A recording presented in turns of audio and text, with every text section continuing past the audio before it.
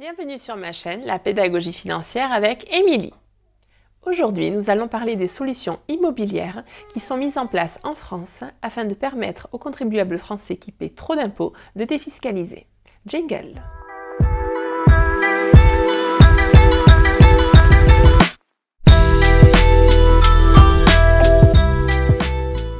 Il existe en effet une multitude de dispositifs et de lois qui sont mis en place et que je vais vous présenter de la manière la plus simple qu'il soit.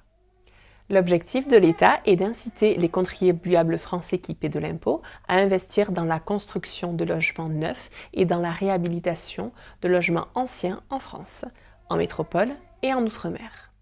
La première loi dont je vais vous parler est la loi Pinel.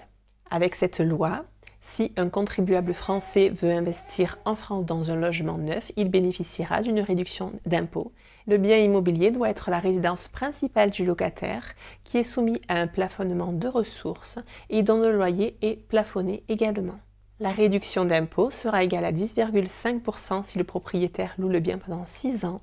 Elle sera égale à 15% s'il le loue pendant 9 ans et à 17,5% s'il le loue pendant 12 ans.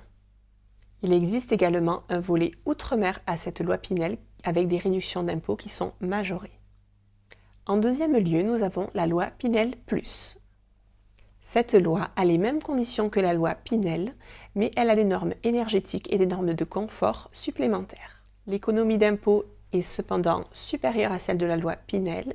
Elle est égale à 12%, 18% ou 21%, en louant le bien respectivement 6 ans, 9 ans ou 12 ans. La troisième solution est le dispositif de Normandie.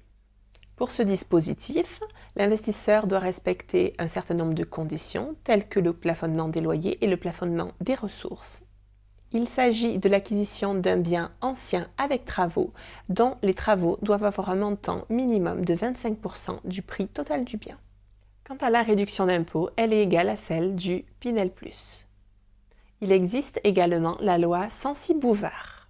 Cette loi octroie des réductions d'impôts aux investisseurs qui investissent dans des logements meublés, c'est-à-dire par exemple à l'intérieur d'EHPAD, de résidences étudiantes ou des résidences de tourisme qui sont classées. Avec cette loi, si un bail commercial est signé d'une durée entre 9 ans et 12 ans, l'investisseur aura alors une réduction d'impôt égale à 11% du prix de revient du bien immobilier. Nous avons ensuite le déficit foncier. Dans ce cas-là, tous les montants des travaux, qu'ils soient d'entretien, de rénovation ou d'amélioration, sont alors imputables du revenu imposable. Le montant de ce déficit foncier est plafonné à 10 700 € et s'il n'est pas utilisé, il est reportable sur les 10 prochaines années.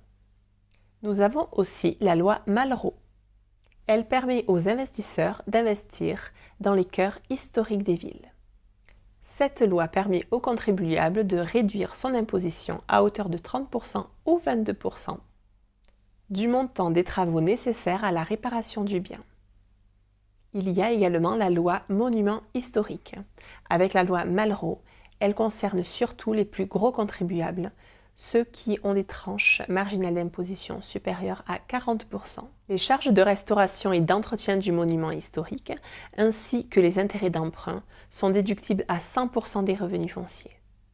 Le propriétaire doit cependant conserver le bien au minimum pendant 15 ans. Le déficit généré est alors imputable du revenu global sans plafonnement. Il existe également la loi COS. Cette loi permet aux propriétaires qui louent avec des loyers modérés dans le cadre de l'ANA, qui est l'Agence nationale de l'habitat, de bénéficier d'une déduction forfaitaire entre 15% et 85% de leur revenu foncier. Et pour finir, nous avons également la nue propriété. Ainsi, en utilisant le démembrement pour séparer la nue propriété de l'usufruit, l'investisseur va donc investir dans un bien où il ne percevra pas les loyers, donc ne sera pas imposé pendant une période donnée. Pour conclure, la défiscalisation immobilière permet aux propriétaires d'acquérir un bien neuf ou ancien afin de bénéficier de réductions d'impôts. Cela favorise la construction de logements neufs en métropole et en outre-mer.